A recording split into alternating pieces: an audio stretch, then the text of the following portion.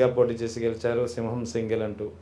ఈయన పరిస్థితి ఎంతసేపు కూటమితోటే ప్రయాణం, నాకంత సమర్థత లేదని చెప్పి ముందే చేతులు తీస్తున్న పరిస్థితి.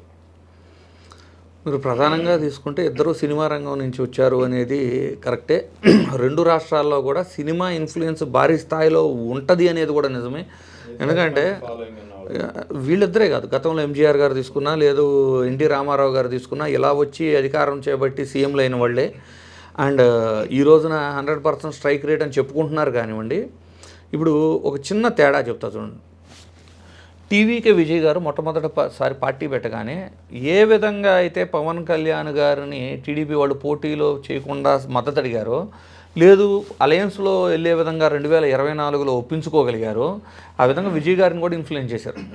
కానీ విజయ్ గారు నా సిద్ధాంతాలు వేరు, నా పార్టీ భావజాలం వేరు అని నిరూపించుకున్నారు. అండ్ ఒంటరిగా పోటీ చేశారు. ఒంటరిగా పోటీ చేయటం అనేది గొప్ప విషయం కాదు, కానీ సిద్ధాంతాలు కలవనప్పుడు, భావస్వారూప్యత కలవనప్పుడు పార్టీలతో పొత్తు పెట్టుకుంటే రిజల్ట్స్ వేరుగా ఉంటాయి. రెండు, ఇప్పుడు పవన్ కళ్యాణ్ గారి విషయం తీసుకుంటే 2014లో పోటీ చేసే అంటే పార్టీ పెట్టినప్పుడు, రాష్ట్రం విడిపోయినప్పుడు ఒక కొత్త ఆల్టర్నేటివ్గా ఎమర్జ్ అయ్యే అవకాశం ఉంది. ఆ రోజు సింగిల్ లార్జెస్ట్ పార్టీగా ఎమర్జ్ కాకపోయినా ఆ రోజు పోటీ చేస్తుంటే అతని అవసరం లేకుండా అంటే ప్రభుత్వం ఏర్పాటు చేసే పరిస్థితి అయితే లేదు అప్పుడు. అంటే అతను పోటీ చేసి 30 సీట్లు తెచ్చుకోగలిగిన ఆ రోజు 2014లో డెఫినెట్లీ అలయన్స్లో గవర్నమెంట్ ఫామ్ అవ్వాల్సి వచ్చేది. ఎప్పుడైతే టీడీపీకి మద్దతు తెలిపి టీడీపీ అధికారంలో రావడానికి హెల్ప్ చేశారో, టీడీపీ మీద వచ్చిన వ్యతిరేకత పవన్ కళ్యాణ్ జనసేన మీద కూడా వచ్చింది. దాని ప్రతిఫలమే 2019లో విడిగా పోటీ చేసినా కూడా తనకి ఆశించిన స్థాయిలో ఓటు కానివ్వండి ఏమీ రాలేదు. ఎందుకంటే 2014లో చంద్రబాబు గారు సీఎం అవడానికి కారణం ఎవరు? అది పదే పదే పవన్ కళ్యాణ్ గారు చెప్పుకొని ఉన్నారు కదా. సో చంద్రబాబు గారి ఫెయిల్యూరు, చంద్రబాబు గారి మీద వచ్చిన ప్రజా వ్యతిరేకత పవన్ కళ్యాణ్ గారి మీద కూడా వచ్చింది. ఒకవేళ చివరిలో విడిపోయి బయటకు వచ్చి కొన్ని వ్యతిరేకంగా మాట్లాడినా కూడా ఆ ప్రజా వ్యతిరేకతని ఇతను కూడా ఎదుర్కోవాల్సి వచ్చింది. మళ్ళీ 2024కి వచ్చే టైంకి ఈ ఎంటైర్ ఆయన రాజకీయ లైఫ్లో చూసుకుంటే మీరు జీవితంలో బీఎస్పీతో ట్రావెల్ చేశారు, కమ్యూనిస్టులతో ట్రావెల్ చేశారు, బీజేపీతో ట్రావెల్ చేశారు. ఇట్లా ఏ పార్టీతో పొత్తు పెట్టుకుంటే మనకంటూ ఒక భావజాలం, మనకంటూ ఒక సిద్ధాంతం లేకుండా ఏ పార్టీతో పొత్తు పెట్టుకుంటే ఆ పార్టీ భావజాలము, ఆ పార్టీది నేను అడాప్ట్ చేసుకుంటాను, దత్తత తీసుకుంటాను అనే వేలో వెళ్ళి, అంటే సొంతంగా ఒక కార్యాచరణ, సొంతంగా ఒక ఎజెండా లేని వ్యక్తిగా మిగిలిపోవటం వల్ల ఏమవుతుంది అంటే రోజు రోజుకి ఆ పార్టీ యొక్క స్ట్రెంగ్త్ తగ్గుతుంది. ఇప్పటికే చూడండి, ఒక వైఎస్ఆర్సీపీ తీసుకోండి, లేదు ఒక టీడీపీ తీసుకోండి, మేము ఒక కులానికి పరిమితం అని ఎక్కడని చెప్పుకున్నారా? కానీ ఈయన పదే పదే కాపు కులం ఓట్లని పోలరైజ్ చేసుకునే ప్రొసీజర్లో దే ఆర్ కన్ఫైనింగ్ దెమ్సెల్ఫ్, వారే కన్ఫైన్ చేసుకుంటున్నారు కాపు కులం వరకు. కానీ దాన్ని క్యాష్ చేసుకుంటుంది ఎవరు? ఆ ఓట్లను కన్సాలిడేట్ చేసుకొని కూటమికి ఓట్లు వేయించేలాగా కన్సాలిడేట్ చేసుకొని లబ్ధి పొందుతుందేమో టీడీపీ. కానీ రాబోయే రోజుల్లో కూడా ఒకవేళ బయటకు వచ్చి పోటీ చేసినా కూడా జనసేన పరిస్థితి ఎలా ఉంది అంటే, ఎన్నో రకాల పార్టీలతో పొత్తు పెట్టుకొని వాళ్ళ సిద్ధాంతాల కోసం పనిచేసి సొంత ఎజెండా సిద్ధాంతం లేకుండా ఉండిపోవటం వల్ల ఇప్పుడు బయటకు వచ్చి మళ్ళీ స్టార్ట్ చేసినా కూడా జీరో దగ్గర స్టార్ట్ చేసుకోవాల్సిన పరిస్థితి జనసేనకు ఉంది. ఆ పరిస్థితి టీవీకేకి లేదు. అందువలన చాలామంది ఇప్పుడు ఎలా మాట్లాడుతున్నారంటే, పవన్ కళ్యాణ్ గారి రాజకీయ ఆరంగేట్రము తర్వాత 2 టర్ములు ఆయన ఇన్ఫ్లుయెన్స్తో ఎన్డీఏ కూటమిని గెలిపించగలిగారు కాబట్టి 14లోను 24లో అది చూసి టీవీకే పార్టీ పెట్టారనే విధంగా కూడా కొన్ని ట్రోల్స్, మీమ్స్ చూస్తున్నాను. అది వాస్తవం కాదు. నిజంగా ఒక పార్టీ పెడితే ఆ పార్టీకి అంటూ self agenda, self commitment towards, అంటే మన భావజాలము, మన సిద్ధాంతాలు ఏంటి అనేది ఒకటి ఉండాలి. దానికి వాళ్ళు కన్ఫైన్ అవ్వాలి. ఆ సిద్ధాంతాలకి, ఆ భావ సారూప్యతకి కలిసి నడిచొచ్చే పార్టీలతో పొత్తు పెట్టుకోవాలి. కానీ కేవలం అంటే బీఎస్పీకి పొత్తు పెట్టుకుంటేనేమో జై భీమ్ అని అరవటం, ఇప్పుడు బీజేపీతో పొత్తు పెట్టుకుంటే ఆల్ ఆఫ్ సడను హిందుత్వ అంటాం. అదే టీవీకి ఏం తీసుకోండి, అధికారంలో ఉన్న డిఎంకేకి ఆయన ఫస్ట్ డే చెప్పింది చివరి డే వరకు, ఎలక్షన్ అయ్యే వరకు మెయింటైన్ చేశారు కదా. ఏమని? మా బద్ధ శత్రువు డిఎంకే, సిద్ధాంతపరంగా శత్రువు బీజేపీ. సో వాళ్ళతోనూ కలవలేదు, వీళ్ళతోనూ కలవలేదు. ఇప్పుడు మ్యాజిక్ ఫిగర్కి ఏదైనా షార్టేజ్ వచ్చినా ముందే చెప్పేస్తున్నాడు అతను. ఏమని?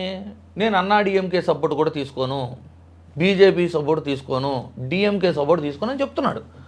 మేబీ ఇంకా ఉండే కదా ఈ కమ్యూనిస్టు, కాంగ్రెసు, పిఎంకే ఇలాంటి పార్టీలు సపోర్ట్ తీసుకుంటారేమో ఇనిషియల్గా, లెట్స్ సీ. బట్ నేనేమంటున్నానంటే అతని కమిట్మెంట్ టువర్డ్స్ పార్టీ,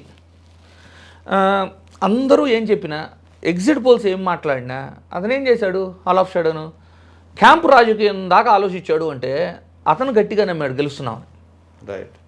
ఇక దీనికి సంబంధించే సప్లిమెంటరీ ఇప్పుడు వచ్చే లోకల్ బాడీ ఎలక్షన్లో కావచ్చు ఏపీలో, లేదా 2029 ఎలక్షన్ కావచ్చు. ఇప్పుడు టీవీకే పార్టీ కళ్ళ ముందు కనిపిస్తుంది, ఫస్ట్ ఎఫర్ట్లోనే ఆయన విజయం సాధించాడు. సో అది జనసేననిపై కాపుల నుంచి కానీ లేదా జన సైనికుల నుంచి కానీ, అక్కడ తమిళనాడులో ఏం జరిగింది, ఇక్కడ ఎందుకు కాలేదు, ఎందుకంటే ఇప్పటికే కాస్త వ్యతిరేకత కనిపిస్తుంది కాపుల్లో కానీ జన సైనికుల్లో కానీ రకరకాల అంశాల్లో. సో ఇప్పుడు ఈ ఎపిసోడ్ తోటి కాపు సామాజిక వర్గం నుంచి కానీ జన సైనికుల నుంచి కానీ పవన్ కళ్యాణ్పై ఒత్తిడి పెరిగే అవకాశాలు ఉన్నాయంటారా? అవకాశాలు ఉండటం కాదు, పెరిగిపోయినాయి ఆల్రెడీ. ఈరోజే మీరు మీమ్స్ అంటే వాళ్ళ పార్టీ వాళ్ళే వ్యంగ్యంగా విమర్శిస్తూ సోషల్ మీడియాలో పోస్టులు పెట్టడం నేను చూసే ఆల్రెడీ. ఎందుకు అంటే అక్కడ విజయ్కి ఒక సినిమా స్టార్గా మాత్రమే గుర్తింపు ఉంది. ఒక ప్రభుత్వం మీద ఉన్న వ్యతిరేక ఓటుని పోలరైజ్ చేసుకోవడంలో రైట్ టైంలో పార్టీ ఎస్టాబ్లిష్ చేసుకొని రావడంలో సక్సెస్ అయ్యాడు ఆయన. కానీ ఇక్కడేంటి, తన సొంత కులబలమే అంత ఉంది. ఇక్కడ ఆంధ్రప్రదేశ్లో విజయ్కి లేని అడ్వాంటేజ్ ఇక్కడ ఉంది. విజయ్కి లేనిది విజయ్కి డబుల్ అడ్వాంటేజ్ పవన్ కళ్యాణ్ కూడా ఏంటంటే సొంత కుల సామాజిక వర్గపు ఓట్లు భారీ స్థాయిలో ఉండటము, నువ్వు సినిమా హీరో అయి ఉండటము, యువతలో క్రేజ్ ఉండటము, ఇన్ని అంశాలు ఉండి కూడా సొంతంగా పోటీ చేయకపోవటము. పైపెచ్చు ఏం చెప్తున్నారు, 15 సంవత్సరాలు అలాగే ట్రావెల్ చేద్దామని చెప్పటము, నాకు అనుభవం లేదు, నాకంటే అంటే చంద్రబాబు గారికి ఉన్న అనుభవం నాకు లేదు అని క్యాడర్ని కన్విన్స్ చేయాలని చూడటము, కష్టపడి పార్టీ గెలుపులో పాత్ర పోషించిన వాళ్ళు ఏదైనా ప్రశ్నిస్తే వాళ్ళని సస్పెండ్ చేయటం అవ్వచ్చు, కింది స్థాయి కార్యకర్తలు కావచ్చు, స్థానిక నాయకులు కావచ్చు, ఎలాంటి పనులు జరగకపోవటం అవ్వచ్చు. ఆల్రెడీ వ్యతిరేకత చాలా తారాస్థాయిలో ఉన్న సందర్భంలో పార్టీ పెట్టిన వెంటనే అధికారంలోకి వచ్చి సీఎంగా విజయ్ గారిని చూసిన తర్వాత డెఫినెట్లీ ఇది చాలా ప్రెజర్ ఉంటుంది. ఇది వైసీపీ నుంచో టీడీపీ నుంచి ఉండదు, సొంత క్యాడర్ నుంచి పొత్తులో ఉన్నా కూడా ఎక్కువ సీట్లు సీఎం షేరు.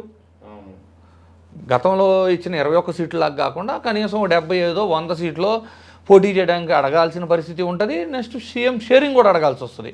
ఇవి అడగనప్పుడు ఈసారి ఇలాంటి రిజల్ట్స్ పక్క రాష్ట్రాల్లో చూసి పార్టీ పెట్టి 15 సంవత్సరాలు అవుతున్నా నీకు అంత దమ్ముగా నుంచునే క్యాడరు కులము ఉన్న తర్వాత కూడా ఆ వైపు దృష్టి సారించకపోతే మాత్రం డెఫినెట్లీ భారీ నష్టాన్ని ఫేస్ చేయాల్సి వస్తుంది. ఇంకొకటి, పవన్ కళ్యాణ్ తరచూ చెప్తుంటారు, నాకు అంత అనుభవం లేదు, ముఖ్యమంత్రిగా చేయాలంటే అనుభవం ఉండాలి, నాకు ఆ అనుభవం లేదు, అంత సమర్థత లేదు అని చెప్తుంటాడు. ఏంటి ఆ 15 ఏళ్ల పాటు కూటమిలో ఉండాలనే తన వాదనని సమర్థించుకోవడానికి. కానీ ఇక్కడ గతంలో ఎన్టీఆర్కి ఏ అనుభవం ఉందని చెప్పి ఆయన పార్టీ స్థాపించిన తర్వాత అధికారంలోకి వచ్చాడు, పాలన కూడా బాగానే చేశాడు. ఇటు టీవీకే పార్టీ, ఇతనికి ఏ అనుభవం ఉందని చెప్పి, ఇతను కూడా ఫస్ట్ టైమే కదా, ఆ కంపారిజన్ కదా స్టార్ట్ అవుతుంది కదా. ఇప్పుడు స్టార్ట్ అవటం కదా సార్. ఫస్ట్ ఆఫ్ ఆల్ అతనే యాక్సెప్ట్ చేస్తున్నాడు, I'm not fit for CM అని. అతను పదే క్యాడర్కి ఏం కన్విన్స్ చేస్తున్నాడు, సీఎంగా మనం చేయలేము అని వాళ్ళని నిరాశపరుస్తున్నాడు ఫస్ట్. రెండోది మీరు బాగా అబ్జర్వ్ చేయండి, అతను పార్టీ ఎవరి కోసం పెట్టాడు? ఫస్ట్ సొంతంగా ఏదైనా భావజాలంతో పెట్టాడా? ఎవరు ప్రోద్బలంతో పెట్టారు పార్టీ? ఎవరి కోసం పనిచేస్తున్నాం? ఇప్పుడు నీకేమన్నా పర్సనల్ ఇష్యూస్ ఉండయా వైఎస్ జగన్మోహన్ రెడ్డితో? పవన్ కళ్యాణ్ గారికి వ్యక్తిగతంగా ఏమన్నా వివాదాలు ఉండయా జగన్మోహన్ రెడ్డి గారితో? ఎందుకు ఈ క్వశ్చన్ ఇప్పుడు రైజ్ అవుతుంది అంటే, కాపులకి వైఎస్ జగన్మోహన్ రెడ్డి అధికారంలో ఉన్నప్పుడు జరిగిన నష్టాలు ఏమన్నా ఉండయా? ఇది చెప్పగలగాలి కదా. ఎందుకు మనము టీడీపీతో ట్రావెల్ చేయాల్సి వస్తుంది, ఎందుకు మనము వైఎస్ జగన్మోహన్ రెడ్డిని వ్యతిరేకించాల్సి వస్తున్నాం?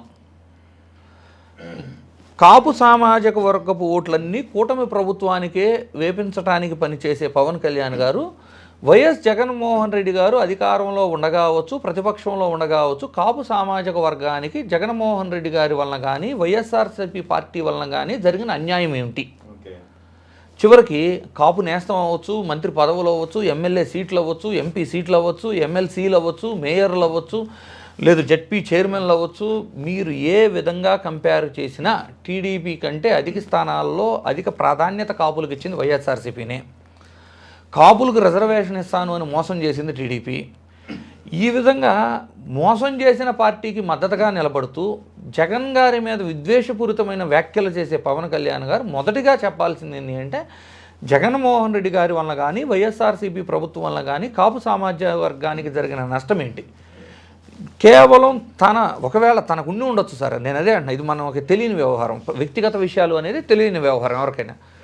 పవన్ కళ్యాణ్ గారికి ఏమన్నా వ్యక్తిగతంగా జగన్మోహన్ రెడ్డి గారి మీద విద్వేషమో విభేదాలు ఉన్నాయా అంటే, మీ సొంత స్వార్థం కోసం, మీ వ్యక్తిగత విద్వేషాల కోసం entire community, caste and party క్యాడర్ని వేరొకరి కోసం ఓట్లేవి ప్రోత్సహించడం ఎంతవరకు కరెక్టు?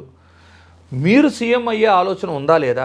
జనసేన పార్టీ ఏదో ఒక రోజు సీఎం అవటం అంటే ఎప్పుడో అవుతామని కాదు కదా. ఇప్పుడు టీవీకి అయింది, ఒకప్పుడు ఎన్టీఆర్ అయ్యారు, అదే బ్యాక్గ్రౌండ్తో అంతకంటే బలంగా, సామాజికంగా, సంఖ్యాపరంగా ఉన్న కాపు సామాజిక వర్గం నుంచి వచ్చి మనం అవలేము అని వాళ్ళని నిరుత్సాహపరచాల్సిన అవసరం ఏంటి? ఇవన్నీ కూడా ఇప్పుడు డిబేట్కి వస్తాయి సార్, డిస్కషన్కి వస్తాయి. డెఫినెట్లీ రేపు స్థానిక బాడీ ఎలక్షన్లు కానీ జరిగితే అంటే వాళ్ళకి తగిన సంఖ్యలో సీట్లు ఇవ్వకపోతే డెఫినెట్లీ సొంత క్యాడర్ నుంచి భారీ స్థాయిలో వ్యతిరేకత అయితే వస్తుంది.